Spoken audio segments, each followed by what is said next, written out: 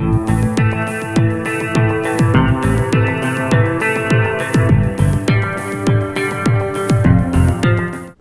my name is Khaled Hosseini. I'm about to read a passage from my first book, The Kite Runner, in honor of Banned Books Week. It shouldn't have felt this way. Baba and I were finally friends. We'd gone to the zoo a few days before, seen Marjan the lion, and had hurled a pebble at the bear when no one was watching. We'd gone to Dad Khuda's kebab house afterward, across from Cinema Park, had lamb kebab with freshly baked naan from the tandoor.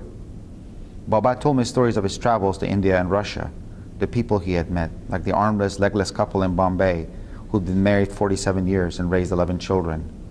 That should have been fun, spending a day like that with Baba, hearing his stories. I finally had what I'd wanted all those years, except now that I had it, I felt as empty as this unkempt pool I was dangling my legs into. The wives and daughters served dinner, rice, kofta, and chicken korma at sundown. We dined the traditional way, sitting on cushions around the room, tablecloths spread on the floor, eating with our hands in groups of 4 or 5 from common platters. I wasn't hungry, but sat down to eat anyway with Baba, Kaka Farouk, and Kaka Humayun's 2 boys. Baba, who'd had a few scotches before dinner, was still ranting about the kite tournament, how I had outlasted them all, how I had come home with the last kite. His booming voice dominated the room. People raised their heads from their platters, called out their congratulations. Kaka Farouk patted my back with his clean hand. I felt like sticking a knife in my eye. Later, well past midnight, after a few hours of poker between Baba and his cousins, the men lay down to sleep on parallel mattresses in the same room where we'd dined. The women went upstairs. An hour later, I still couldn't sleep. I kept tossing and turning as my relatives grunted, sighed, and snored in their sleep. I sat up. A wedge of moonlight streamed in through the window.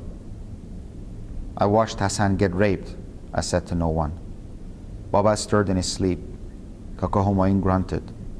A part of me was hoping someone would wake up and hear, so I wouldn't have to live with this lie anymore. But no one woke up, and in the silence that followed, I understood the nature of my new curse. I was going to get away with it. I thought about Hassan's dream, the one about us swimming in the lake. There's no monster, he'd said, just water. Except he'd been wrong about that.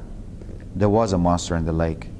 It had grabbed Hassan by the ankles, dragged him to the murky bottom. I was that monster. That was the night I became an insomniac. Thank you.